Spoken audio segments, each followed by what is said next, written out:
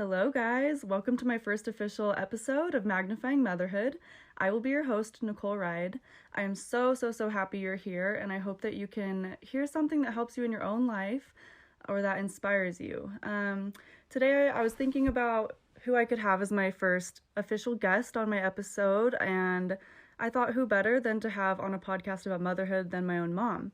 So I have my mom here with me today, and I'm super excited because she is amazing. If you know Evelyn Hodges, you know she's a sweetie, and we're both gonna cry. But no, she is my best friend besides my own husband, and I think that that's a very special bond. We'll get into that a little bit later, but I just want to give her some time to kind of share her background, where she's from, some of her schooling and her career, just things like that. So go ahead. All right. Well, wow, Nicole, I am very honored to be your first guest. This is big responsibility because if I flop, then no one's going to listen to your second one. Oh, brother. I hope that's not the case. But anyways, so I'm Evelyn Hodges. I was born in Southern California, went to college there at Cal State Northridge, met my husband, Scott, and we've been married for almost 33 years this coming June. Yes. Woohoo. And we have one daughter, Nicole. The best. As far as schooling goes, I was going to become a teacher of the deaf. I did not end up teaching per se, but I did end up working with the hard of hearing and deaf practically my whole career. So I currently work for Caption Call and also a company called Sorensen. And I am the senior national training manager for the company, just oversee the training for the company. So really love it. Great job. But what I've always said is there is no better job than motherhood. Ooh, that's sweet. That's awesome. Yeah, and my mom will not brag about herself, but she is awesome at what she does, and all of her coworkers say the most amazing things about her. She works so hard, and I've just learned a lot from that example. Even if I don't want a career necessarily in my life, I've just learned a lot. So we'll talk about that also later. So let's just jump right in. I kind of want to talk to you today about kind of like almost in a chronological sense, like your journey of motherhood and different highlights and maybe some low points that have helped shape you as a mother and helped me like as your daughter. I mean, I'm now a mother, so just different things I've seen from your example. And we're gonna kind of start off on a harsher topic, and so we want to be sensitive to everyone who could be struggling with this. We're going to talk about some infertility things, and we just want you to know that as you listen, like, you are understood, and like, we understand that. Well, I understand it through my mother, but we want to treat this as a very special thing. And so I know that your journey to motherhood was a little hard, so can you kind of tell me about trying and infertility, and then maybe something about, I don't know, just whatever you want to talk about, really. Sure. So I come from a big family. I'm one of 6 children. So having brothers and sisters around me has just always been a big part of my life. And I love family. It's the number one thing to me.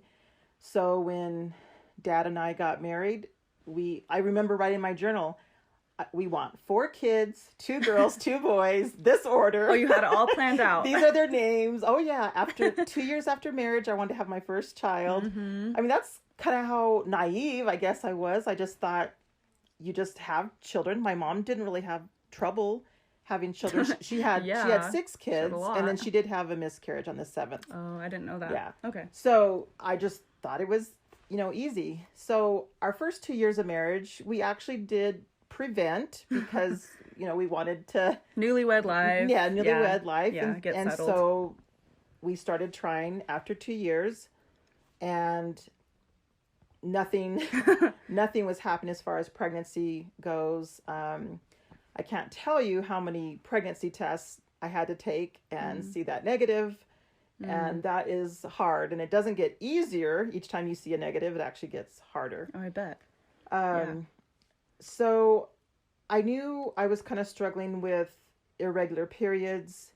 I don't know what is too TMI for Nope, for you the can be world to open hear, and honest, but as comfortable as you want. We can be. yeah. Yeah. You know, had a lot of irregular bleeding, just like I said, irregular periods. So I Well, knew, and that makes it hard to track your ovulation oh in the first yeah, place to yeah. get pregnant. So, yeah, that'd be hard. So nothing really was, Lining up. yeah, I just didn't know what was going on. And I'm the type, I do not like going to the doctors. I don't like going to the doctors. So actually, what got me to finally go to the doctor, and this is like many years after I was married and we were trying, I actually bled, not crazy bled, but I bled for 50 days straight. Oh my gosh. Yeah. And I'm like, Whoa. okay, this is not right. Yeah. Something is wrong. And that's what got me to go to the doctor. And so the doctor said, you're not ovulating. Right. And she let me know also that I was anemic because I was bleeding so much. Yeah. She put me on iron. Well, I say put me, I mean, you can just go take a pill. Yeah. She had me take so many, I don't know how much of iron. She actually had me start taking prenatal vitamins because she knew I wanted. So that's the crazy thing is when you have things like this is their first thought as doctors is actually kind of put you on the pill to help regulate you. But she knew I wanted to get pregnant. So it was really hard.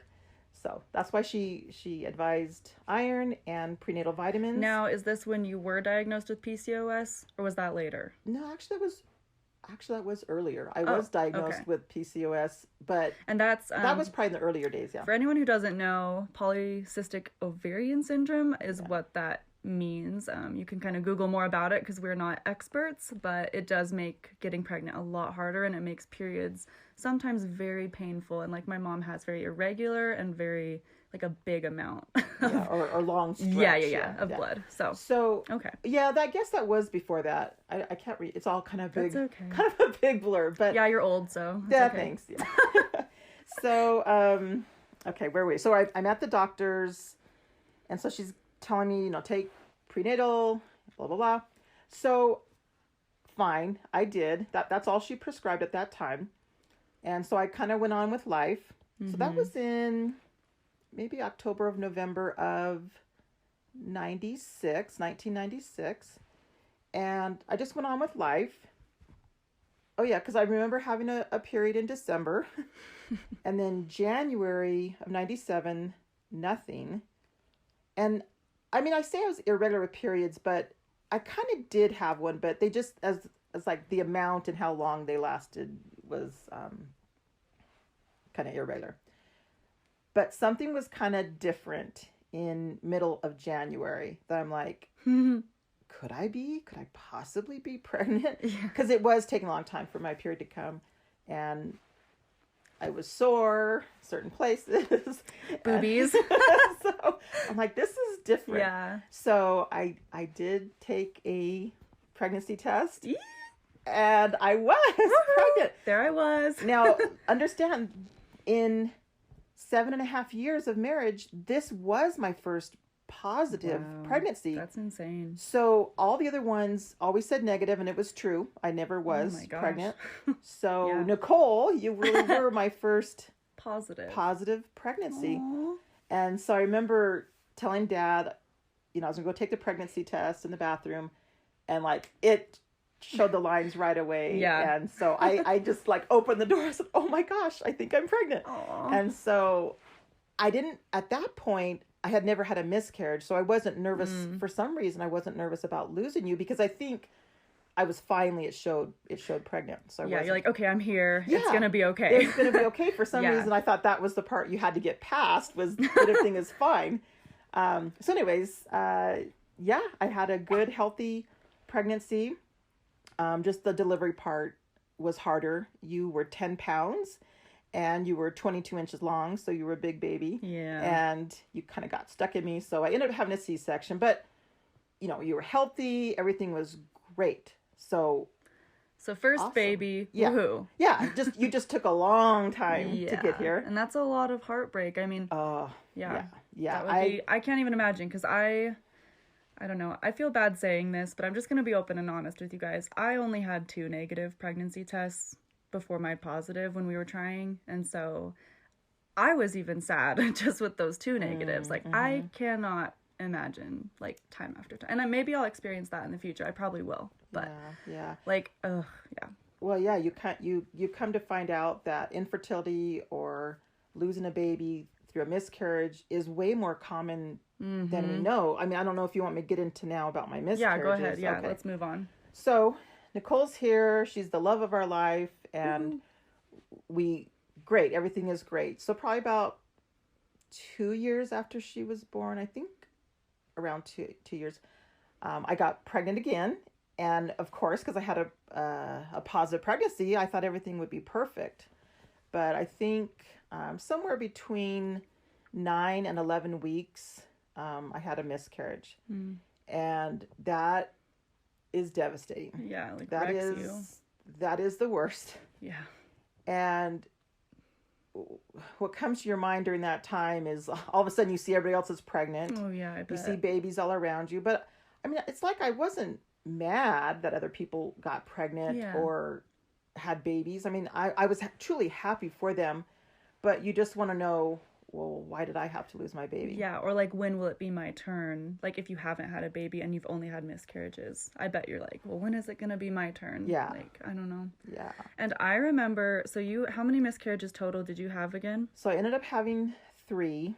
Yeah. And one thing I want to say is it does not get easier with each miscarriage. It actually gets harder. And your last one were twins. Yes, right? Yes. And wasn't I even supposed to be a twin, we think, possibly? Yeah, so even like 4 possible miscarriages. Yeah. So, yeah.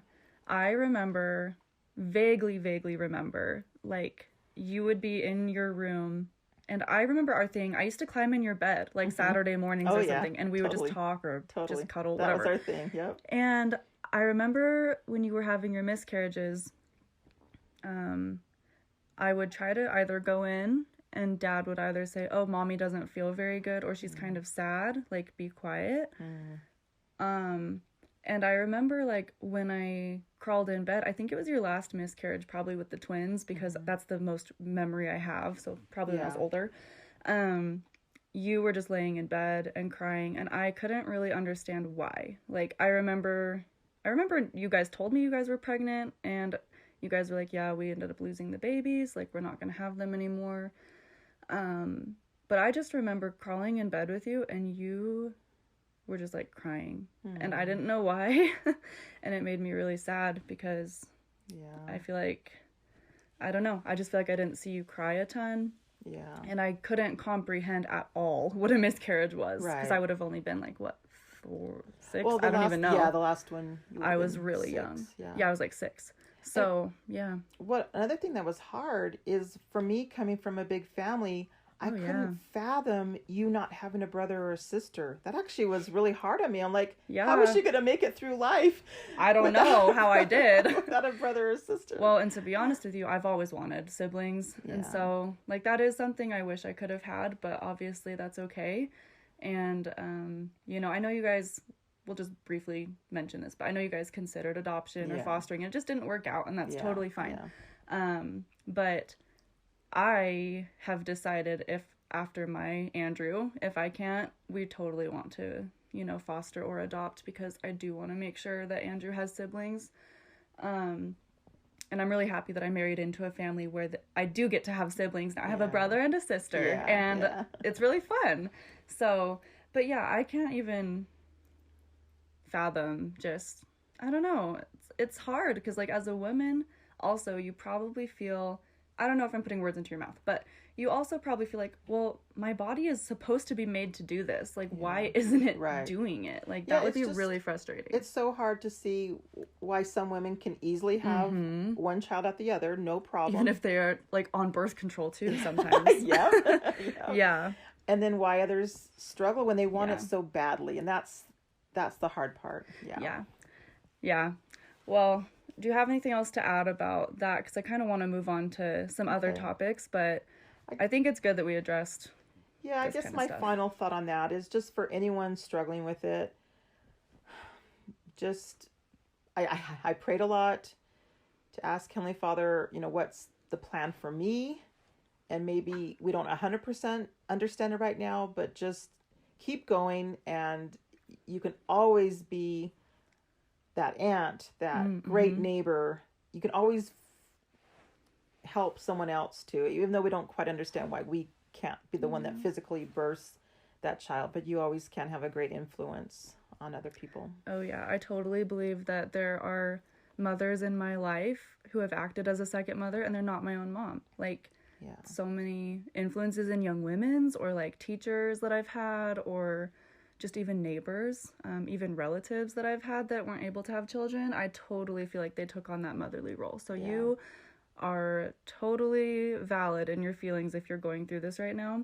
And like my mom said, like, there's so many opportunities to still act as a mother and be nurturing and caring. Okay, well, let's move on, because I think you did something really well, and I want to kind of get your opinion on how you did this. So I feel like, okay, so a little bit of a backstory. My mom was a stay-at-home mom for how many years? 6.5 Six and a half years. Yeah. We, as a family, hit a financial rough spot, and my mom had to go back to work. But I feel like you still were able to make me a priority, and I feel like you still spent a lot of time with me and was close to me. So, like, how did that time of your life feel to go back to work while wanting to still be a stay-at-home mom? And also, like, how did you make sure that I was taken care of? I don't know, like, emotionally? Yeah. So I think you were about 12 and a half. So I was old enough to stay home alone. Yeah, That's and nice. plus Grandma lived in the basement. Yeah, that's so true. that was reassuring. Yeah. Yeah, it was not easy. Yeah. Definitely not easy to go back to work. But, sometimes you just have to do what you got to do. Yeah. I don't know if it's because you're my only child that I give you everything I've got, or if that would have been me if I had 10 kids. I think it would have been you. Okay. I truly do. And that's what I hope. That's what I Because you do that to everyone you meet. Okay. So yeah, I do. Okay. Anyways. Good. So it's funny because I would tell people back when I was a stay-at-home mom, I'm like, yeah, and I get to be a stay-at-home mom. They're like, how many kids do you have? Like, they thought I had like, a million. A whole bunch. I have one. Like, yeah. Oh. But hey, it's still important. No, exactly. That's what I would tell them. I said, you know what? One is just as important as 10. Yep. So that's awesome. Okay, so how did I do it? Yeah, because you are Dad and I's. You are the center of our life. You mean everything to us. So, yeah, you go to work and do what you got to do. But when you go home, your mom. I'm not mom, whether I go there or not. But when I come home, yeah. I just always wanted to make your birthdays extra special. Time with you, really, a lot of it would be focused on what you would want to do. But it's fun to have a child and kind of live, like, go to the zoo or something. You live that experience through your child's life. And it's a whole different experience. And it's a lot of fun. So I can't wait for that stuff with Andrew when he starts like comprehending activities. Like, I think it'll be so fun to take him places and watch how he learns. So it's cute.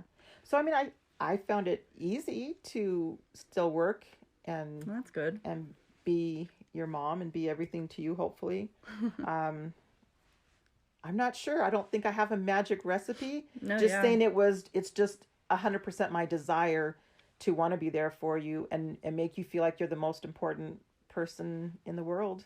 Yeah. I think something that helped also was, like, I had really good friends growing up that I could hang out with, and so I wouldn't be bored or, like, feeling like I'm missing out a ton on, like, socialization opportunities either. And I feel like you made it a point, even if I thought it was annoying at some days, you made it such a point to be like, what was your favorite part of the day? What was your worst part of the day at school?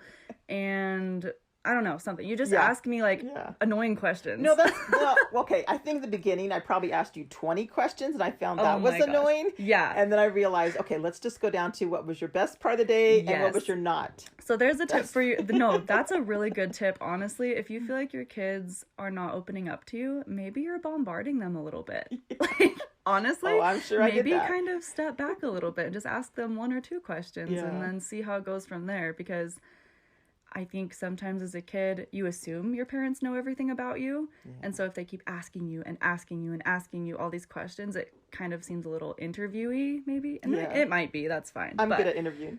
I'd also ask you, on a scale from 1 to 10. Oh my gosh. I do remember. On a scale from 1 to 10. Like 1 being your best, blah, blah, blah, blah, blah. Yeah, and I think that leads great into our next little topic, like our little subtopic, just like how we maintain open communication with each other. I think that you always did a great job at being honest with me yourself, and that way I knew I could be honest with you. For example, I'm trying to think. Like, this is so funny. When I would get dressed during, like, my teenage years, and, you know, you're, like, trying to figure out your fashion, and you're trying to fit in and wear what you think looks cool and, like, what makes you unique, I would probably come out looking like so whack with my hair, like looking so stupid. And to save me from like embarrassment or something, you'd be like, you might want to wear your hair down. Like, you'd be like, it looks kind of funny. And like, sometimes it would offend me, honestly, but like, I was just little or like young, so I was learning. And like, I've always taken you into dressing rooms with me because you will 100% give me your honest opinion. Right. Like, oh, it's a little tight on your hips, or, oh, that flatters you really well. Like, that cinches your waist, or whatever I'm going for. Like, that color looks great on you. I think you've always been honest with me. And not just about look things. I'll make that clear. It's not just about, like, what I look like. We're not superficial like that. Yeah. But, like, I always knew I could come to you for an honest opinion. And I feel like I can kind of fire it right back at you, like, without being like, whoa, you're my daughter talking disrespectful to me. Like, we just kind of know what we mean. I don't know how to describe it. I actually love that about you, that you are honest. There's one thing I've tried to teach you your whole life is, Nicole, I want you to know you can always come to me for that pure, honest opinion. Yeah. I mean, sometimes as a mom, I might have to make it sound a little nicer. Oh, you better. I would have said it, but I just wanted you to know that when you didn't know where to go for someone giving you an honest opinion, you could always come to me. And there was sometimes I think you were a little hurt. Oh, totally. If I told you something that you didn't really want to hear. Yeah. But I think now as an adult, you appreciate that, hopefully, and you know, I'm going to go ask my mom because she'll tell me the truth. I mean, you know, and even if I do get a little offended or bummed out, like, sometimes I tell you now. Like, I communicate that to you. I'll be like, Mom, I know you prefer me with my hair down, but that's, like, not how I want to wear my hair today. Like, now she's using that as an example. And like, she doesn't say this every day. Like, she doesn't critique me coming out of the basement. No, because that's where I live. No, it's not like that. But and generally, only if you come to me, I'm not gonna tell you something. Yeah, I mean, even when I was having like high school and college relationships. You were very honest with me about how you felt about my boyfriends. Yeah. We won't say too much in case their mothers or whoever are listening. I don't know. But we'll just say you were very honest with me. Like, oh, I'm not really feeling how he treats you. Like, I think you deserve better. Or, you know, he's really nice, but, you know, maybe keep your options open. And I think that that's important when you have a teenager who's getting into dating. Because I always wanted your approval, but I knew ultimately the decision of who I married was up to me. Right. And that's fine. But obviously, like, I am an only child. It was huge to me that I got yours and Dad's support and love of whoever I married, because it would just be us four at holidays, like, until we had kids. And I'm like, there's no way I can marry someone who they do not totally love. And so I think it was really important for us to constantly talk about Dylan when I was just friends with him. Do they know who Dylan is? My husband. Yeah, I have said that in my introduction. So, yeah. So, you know, like, I think it was just awesome that through this open and honest communication, I can really tell you the truths of my heart when I'm hurting. And, like, I remember when I first had Andrew, I was feeling like so much like mom guilt about, I wasn't able to breastfeed very well, so I had to switch to bottle feeding. I might go into that in a different episode someday, but I was feeling a lot of guilt, not from necessarily other people, just from what I was thinking other people thought about me. Right. And I felt really guilty and really pressured to like constantly pump and keep up my supply and breast is best, yada, yada, yada. Like, you know, the things you hear. But like, I feel like I was able to talk to you about those things, and you were just able to comfort me and be like, if you want to, like, push yourself to pump, then do that. But if it's too much, then don't. Like, just, Well, it's okay. Because I understood it, because I had trouble with you as well. Yeah. It was hard, as a baby. Oh my gosh. Yeah. So I understood how, like you said, I think you'll talk about that in another episode, but. Yeah. We're just always open and honest. Yeah, the communication and honesty. So what would you say to a mom who has a kid of any age, really, but maybe more in the teenage years? What if they're, like, closed off to their mom? Like, what would you say to try to do? Wow. It's okay if you don't have a perfect answer. It's just like, what would you do? I don't know if I have a perfect answer, because all I can think back is, it's best, of course, to start when they're young, because that's just, you build up that relationship little by little. But okay, but there had been times, even though we were close, something happens in teenage years, and you actually, did shut us off sometimes, not all the time. And I'd get really frustrated with But things. I think, you got to give the kid some space. Mm-hmm. I don't think that's the time to ask them 20 questions. Yeah. I find that I do tend to want to fix things, and then sometimes you'd say, Mom, I'm just telling you these things because I just want you to listen. Yeah. And so I don't want a million solutions. Yeah. So that's something I kind of had to change. You'll have to remind me, even now. Yep, even Mom, now. You don't have to fix everything. I'm just telling you these things. So maybe just listen would be my advice. And the more you listen and not judge or ask them a million questions, maybe slowly they would start opening up. Yeah. And something I think that's valuable for any parent, mother or father, whoever, I think, I'm just going to throw this out there, not saying you did it, Mom, but I think it's important to be willing to apologize to your children. I feel like a lot of parents, I mean, I don't know exactly, but like, I just feel like sometimes they're really prideful and like, I'm the parent and you're the child and you do what I say. And it's just like, sometimes your kids just need to hear you like apologize and know that you're not perfect, because sometimes what parents do say to kids can be harmful. And I learned about that in marriage and family studies all the time. Like, Brother Rarick, what's it called? Children. Oh my gosh, I can't think of the word. Parenting 101, basically. Yeah. He would always say, like, you as a parent are an agent. You have the ability to act. Like, you are not to be acted upon, and you can choose, like, how to treat your children. You don't have to, like, do what your parents did if you don't want to. Right. And so if you come from a family where you don't open up, or you don't apologize, or you don't compliment your children a lot, or you don't ask them a million questions, and that hurt you, you can change that. Right. You have 100% of the power to change that in your future family. I'm not saying that you did all of those or any of those things. I'm just talking in general terms, Mom. Yeah, I think you take the best from the parents that you loved and that worked really well in your family, but you can add to and do other things. That's actually a really important conversation Dylan and I had, kind of, maybe it was as we got married, like after we got married. I don't know if it was before, but we did have a discussion, like, what did your parents do, like both of our parents do, that we liked and we disliked and that we want to bring to the table for our kids. Perfect. And I won't tell you specifics because I don't want anything to be offensive to anyone. Yeah. But, there were some things where, like, I don't really want to do that in my household, or, let's really focus on tradition, or, like, let's focus on holidays with our family, like, or let's give our kid an opportunity to try whatever he wants, not just, like, force him into sports because he's a boy. Right. And we even talked about, like, what will we do if someday he comes to us and he's like, I'm gay? Like, we had to have those conversations, and I think that I was able to have those conversations because I had such an honest mother. Like, I'm able to be honest with my husband as well, because we were always honest. And I'm honest with my dad, too. It's just, that mother-daughter bond, and especially being an only child, it's really strong between us. So that's just a little I think that's tidbit. I don't know. Very smart to talk with your husband about what you want to bring early on.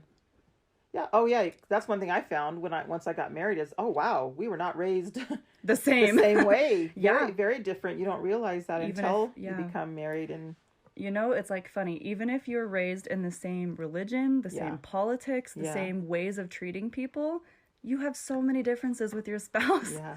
And like it can be hard to work through them without offending anyone. And it's like, anyways, we're getting on a little tangent, but obviously it's important to us. Yeah, so I love that. Bottom line is be honest and open and listen to your kids. Let them talk. Totally.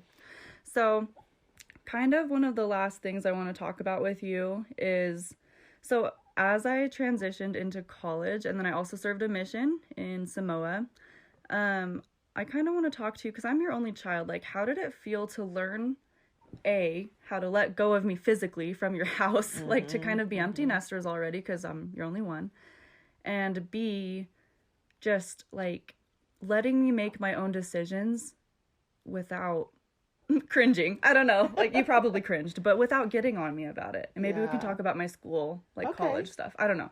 Yeah, that's fine. So, of course, when you went to elementary school and high school, I feel like I was very involved in checking on your homework, making sure you got it done, or do you need help? And probably to the point where I was kind of smothering you. I look back on that. I mean, I looked at it as helpful. Hey, like I got good grades, though.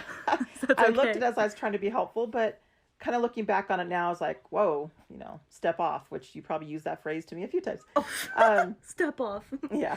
But yeah, you going to college to BYU, Idaho, which is about 3.5 hours away. I mean, a lot of it was, oh my goodness, we're so proud of you for wanting to go to college.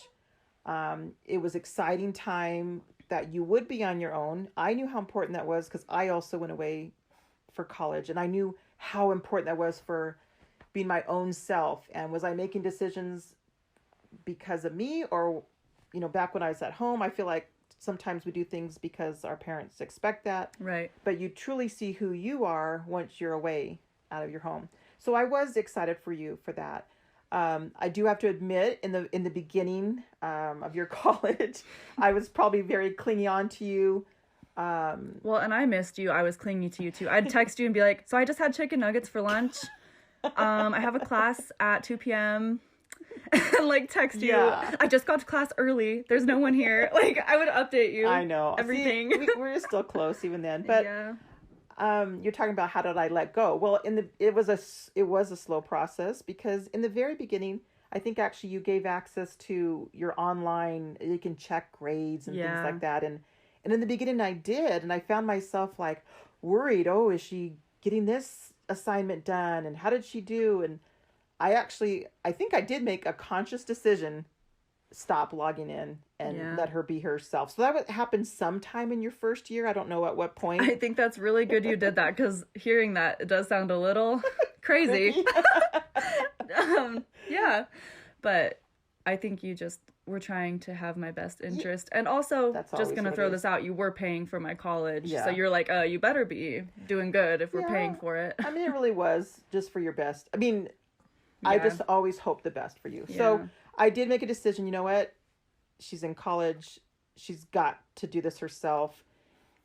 Yeah. And if she fails at something, she has to learn the hard way. You have to learn those times too. So yeah, I finally just said, okay, however she's doing. Of course I care and I would check in, but not that every day, how's she doing type of Well, thing. And I remember I'm going to out myself, and it's kind of embarrassing. There was a point in my second semester, I literally had all like D minuses. Like, I was about to fail out of college. I was way too focused on the dating scene, the social scene, going out with friends, and I would be like, oh, I have time for homework later. Like, I won't get into much to it, but I seriously had the worst grades because I wasn't putting it first.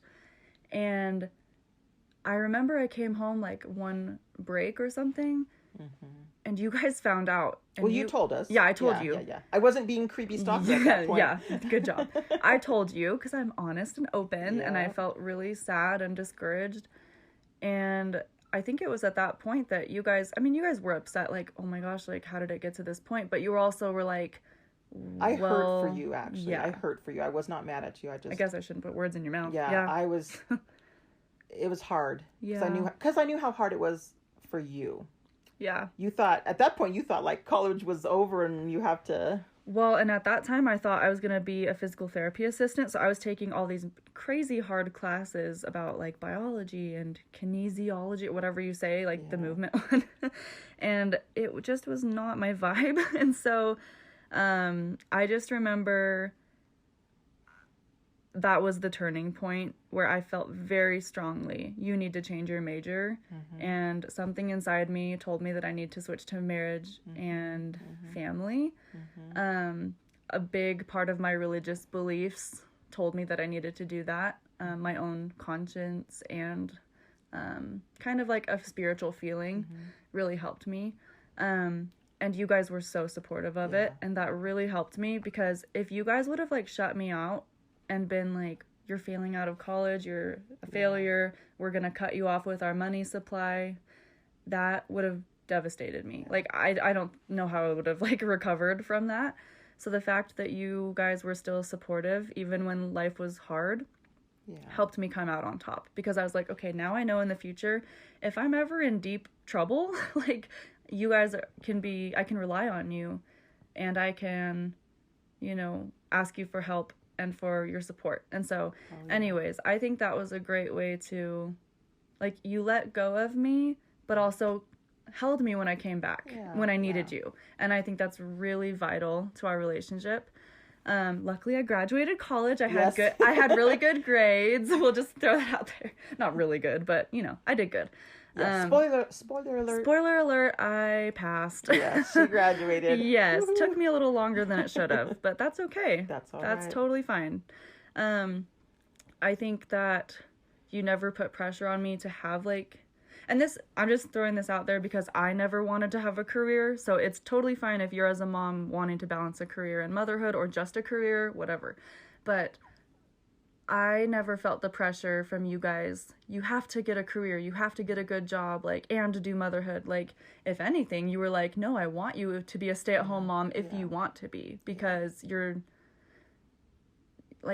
that's what you want to do. Yeah. I don't know. You were always supportive of that, and that made me really happy. Yeah, for sure. I mean, it was your decision to go to college. I think it was probably, we just always talked about it. Yeah. It was your next step. So yeah, we definitely wanted you to graduate. Yeah, I knew I wanted an education for sure, just to fall back on, because you never know, if whatever circumstances arise in the future, you just want to be prepared. But for sure. Anyways, so that's about college. That was a good conversation, I think, about college. I kind of want to use the same, learning how to let go and move on, and setting boundaries. Especially, I want to focus on the boundaries right now, because right now I'm living with you guys with my husband and my baby. Yeah. But we are in the basement, and we have our own everything now. We have our own washer, dryer, kitchen, rooms, and entrance. Yeah. Well, you do have your own entrance. And how have we set boundaries? How do we, I don't know, let's just talk about that. Well, so the main thing we said is, if we ever wanted to see you, or you wanted to see us, we would either call, text, or knock on the shared door that we have. And that we really would try to treat it as two separate households. Yeah. And like you said, you do have your own kitchen, you do have your own laundry room. And we pay you guys rent. Yeah. So it's like an official business disclosure thing. Yeah. I don't know what to call it. Contract. Right. It's not like you're staying here using mooching off of you. Yeah. I really do feel you are your own household, but we also have wonderful benefits of that, of seeing you guys every day. And in passing. In passing. Hi, bye. Yeah. I know, we try not to be too nosy, if you're leaving. Oh, you always ask where we're going. Luckily we're never doing anything sketchy where we feel like we have to hide it. Sketchy, yeah. But it is wonderful, and I think a lot of it is great because we do get along. I mean, it wouldn't be very fun if we didn't get along, but we definitely get along. So how do we set boundaries? I think just from the get-go, we talk about what's expected. Yeah. I don't expect you to come up to my house and start going in the pantry. I mean, I do that, though. I do that. Not a lot. Not a lot. You can always tell me no. Yeah, and I think that like from a daughter's perspective or like a child's perspective, I mean, because no offense, but I was nervous to live with Yeah. my parents because I've heard pretty bad stories about it from my friends who are like my age, and it's like I even heard in my marriage and family studies class one time in my family relations class, the brother Williams was like, one of the worst things you can do for your marriage is to live with your parents within the first year. Yeah, And I was like, yeah. oh my gosh, like, luckily we've been married over a year, but Yeah. also, like, is this gonna, like, ruin our marriage? Or is this gonna ruin my relationship with one of my parents? Like, if we're being too nosy or too clingy or, like, not spending enough time with them. And I think that what we did was I was honest with you guys about what I expected and Dylan expected as well. Yes. Dylan and I had to have a conversation, and, like, we just made it very clear, like, yeah, it would be fun to do dinner sometimes, but let's not make it like an every Sunday thing. Right. Or, yeah, I love that you're here to be with your grandson, Andrew, but like text me to see if you can come down Right. and see him because maybe he's being fussy or he's being napping or something, and like maybe it's not the best time. And I think that just to remember to like not get either of our feelings hurt and just like be respectful of it was really important to set boundaries. And I think that that goes for any boundaries you're trying to set with your parents. Well, getting back to your professor that said don't, live with your parents. Okay, the number one rule is have separate kitchens. Oh my gosh. I can't imagine really sharing a kitchen. I mean, nothing against you, because right? you cook so much? No, I just really feel like... No, that would be so there annoying. are certain... You just need your own space. Yeah. That has a lot to do with it, just needing your own space. And if you are in a situation where you are living with family and you're on the same level as them, maybe it's time to have a little open conversation and set some boundaries, or establish some expectations or things that you're not loving, because it'll just make things go so much smoother. And, there can be boundaries in anything. You don't have to live with your parents to need to have boundaries with them. Even when we did live in Rexburg, away from you guys, I'd say, there still needs to be some boundaries. Like, for example, let's say, I don't know if this actually happened, I'm just being example-y. Story, like, let's say there's a holiday coming up and you're like, oh, you're coming for Christmas, right? I couldn't always be like, yes, because I'd have to talk to Dylan and be like, well, we might be with his family for that holiday. We need to get back to you on that and let you know. And there'd have to be sometimes like a compromise, like, okay, we'll be with you for Christmas Eve and then the rides for Christmas Day. And that actually did happen not last year, but the year before. And it worked out great. But yeah, I think the number one rule in any relationship is communication and honesty. Those are two good things. I think that's the theme of today's podcast, honestly. And just like love, like authentic love for your children is really important. Like, I think we talked about this before the podcast, like a couple days ago, but you were saying like, sometimes I wonder if I would have had more kids, like, would I be so loving and attentive to you? Or like, as I don't know, like with other kids as I was with just you. And what did you say? Like, well, it's because I was holding Andrew, and I said, actually, I know I would be the same with each child, because as you have brought Andrew to life, into our lives, he's given me one more person to love, and I feel like I love him with my whole heart. Yeah. So it's weird. It's just, you keep on getting to love more people. Yeah. And I think that's a great kind of place to end on today. Just love and communicate and be open and honest. And if you get hurt by someone, whether it's your mother or your daughter or brother, son, whatever, like, it can be anyone, maybe bring it up and tell them in a nice way, because that's the only way that change can like happen. I think a lot of people are so afraid of hurting people's feelings by initiating change. But, like, you're going to be stuck, and you only have one life to live, and the relationships you have are so vital. They have to be the best, I'm learning that now with certain people in my life. Like, I just have to be honest and open and just try to be the best I can be. So I am so thankful for your example of motherhood to me. I hope that I can be as, like, motivated, as diligent, as loving, and communicative with my kids as you were with me. Thank you so much. And the last thing I want to end on, we'll just end on this question. I'm going to ask this to every guest I have. Oh, okay. So you're the first one. Woo-hoo. But what is your favorite thing that you've learned from motherhood? Oh, wow. You have to say one. That kids are very forgiving of your mistakes. I didn't expect that from you. Yeah. Why do you say that? Because I know I've done a lot of wrong things in my life, and I'm not the perfect mom, but yet we always come back and are best friends. Totally. Mm-hmm. You're my BFF forever. Yep. Yep.